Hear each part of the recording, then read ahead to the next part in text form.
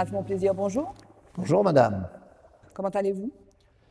du mieux que je peux puisque je suis devant vous, impressionné, Pourquoi? parce que j'avoue que j'ai un peu l'impression d'être un acteur.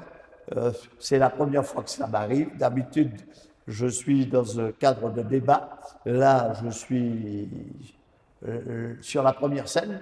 Je suis donc l'acteur. Je vais essayer de vous montrer qui je suis à travers mes attitudes. Vous êtes plutôt un homme de débat, hein, vous êtes un débatteur. Ah oui, Vous aimez- j'avoue que j'aime ça. Pourquoi? Depuis tout petit, je n'ai pas de problème à m'exprimer devant qui que ce soit. Ça, c'était de la représentation presque théâtrale. Oui, et quand nous étions enfants, ma mère, il faut le savoir, avec ses amis, organisait des petites scénettes où tous les enfants, nous étions amenés à jouer avec nos copains, nos cousins. Qui a joué le rôle le plus important dans votre enfance, votre père ou votre maman? Mes parents étaient complémentaires. En quoi? Eh bien, écoutez, mon père disait toujours que ma mère était comme un cerf-volant avec une ficelle au bout et que c'est lui qui était à terre qui tenait la ficelle. Et c'est tellement vrai que, mais ma mère nous protégeait. Mon père faisait comme s'il ne voyait pas, mais il était conscient qu'il y avait une complicité entre ma mère et ses enfants, mais on était vraiment une famille un peu spéciale. Il y avait une grande affection entre nous tous, un père très autoritaire, mais qui, sous des apparences rugueuses, en réalité, c'était un homme qui avait un très grand cœur, mais qui était très rigoureux d'abord avec lui-même. Le père Mon Plaisir, Il jouait c'est pas. toute la journée. Ah ouais. Et quand il arrivait, les copains disaient voilà mon plan, voilà mon plan. Et quand il arrivait, donc il était à l'extérieur, votre mère était à la maison, votre mère Emma, et votre papa, il faisait quoi à l'extérieur? Eh bien, mon père gérait ses activités commerciales. Il était un entrepreneur, donc il avait des affaires, des commerces, et ma mère, elle, s'occupait de nous. Donc, c'est ce que je vous expliquais. Et je me souviens, par exemple, étant gamin, elle attrapait les vieilles jupes ou les vieilles robes de nos sœurs, et en 3 minutes, avec sa machine à coudre, elle faisait un slip.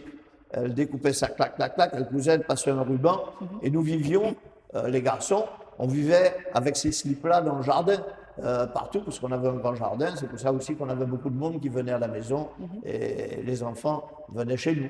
L'éducation était-elle mieux avant? Oui, madame.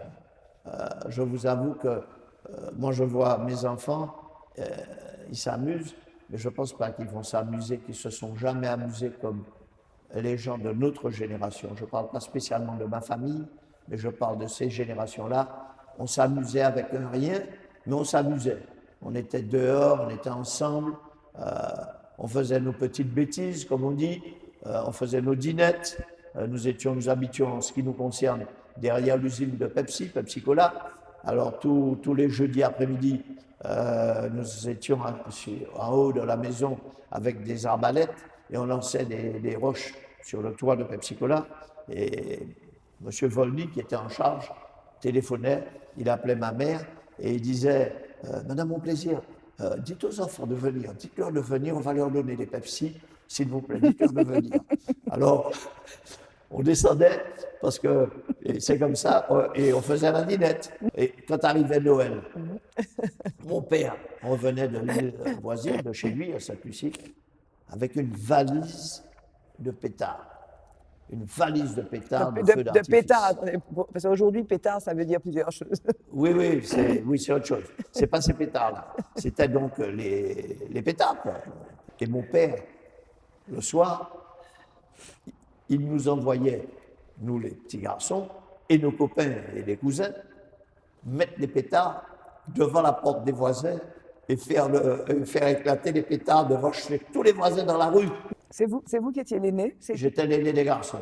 D'accord. Alors j'aime autant vous dire que quand on était l'aîné des garçons, c'était il doit donner l'exemple. D'habitude, dans cette émission, la première question que je pose Je vous à en mes prie. invités, c'est présentez-vous. Donc vous êtes largement présenté, mais présentez-vous un petit peu votre carte d'identité express, ce serait quoi? Ben écoutez, carte d'identité, je suis né le 19 mai 1948.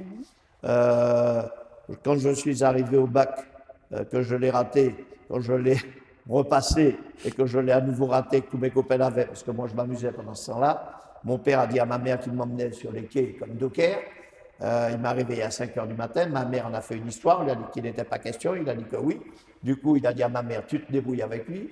Elle m'a mis dans un avion, elle m'a envoyé en Belgique. J'ai passé le bac là-bas. Quand je l'ai eu, j'ai intégré une école supérieure de commerce à Bruxelles. J'ai commencé à travailler avec mon père. J'avais 21 ans. Je suis entré à l'armée pour mon service militaire un an après. Quand j'ai dit à mon père que j'étais sorti de l'armée à midi, à 2 heures, je devais être au travail. Donc, je n'ai pas eu de congé, mais c'était comme ça. Puis, j'ai continué à travailler avec mon père. Puis, par la suite, je suis allé travailler avec M. Albert Aubéry pendant 8 ou 9 ans. Ensuite, je suis parti à Sainte-Lucie sur une propriété de famille. J'ai organisé tout un complexe touristique qui existe jusqu'à présent. Et puis, je suis revenu ici. Quand je suis revenu, j'ai travaillé à développer des activités dans le groupe. Et un jour, on est venu me chercher pour me demander si je voulais être le maire à Case-Pilote. J'avais déjà fait une première petite tentative, mais de façon très, très légère, et puis j'avais abandonné ça. Mon épouse a refusé, parce qu'elle disait qu'elle ne voulait pas que je m'implique, et que si, que ça, c'était très, très prenant.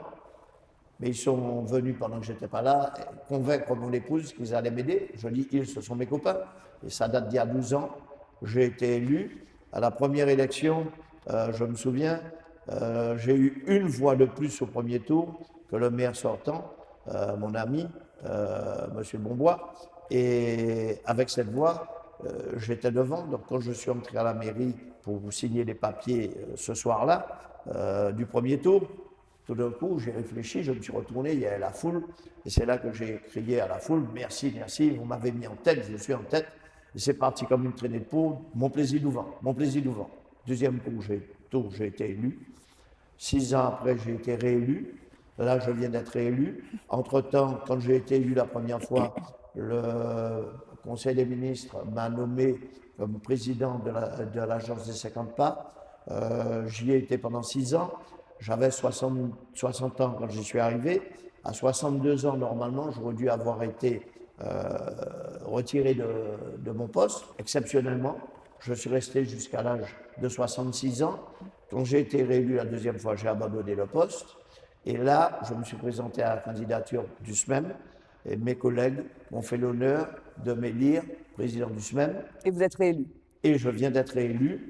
Et je vous avoue que je suis très heureux parce que nous travaillons vraiment, on travaille ensemble, sans arrière-pensée, quelle qu'elle soit. Nous construisons la Martinique au niveau de l'électricité, de l'énergie, on la construit ensemble. Vraiment, c'est une fierté, un plaisir pour nous tous les élus que nous sommes. Est-ce que vous êtes drogué à la politique?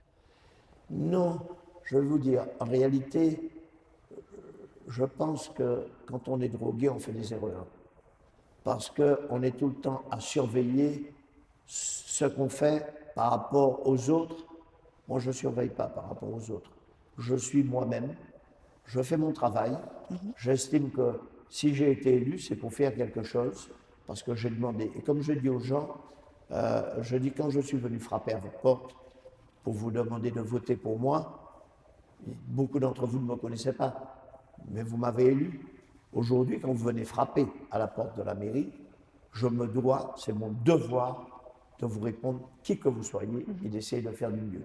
Et je fais la même chose, je l'ai fait à l'agence des 50 pas. Quand je suis arrivé à l'agence, il y avait 7 personnes. Quand je suis parti, il y en avait 19 qui travaillaient. C'est de la même façon qu'au SMEM. Le SMEM est connu maintenant. Le SMEM fait du travail. Nous avons entrepris ensemble un projet d'économie d'énergie pour les communes, puisque nous sommes des élus. Nous savons ce que coûte l'éclairage public. Donc on a entamé un grand travail.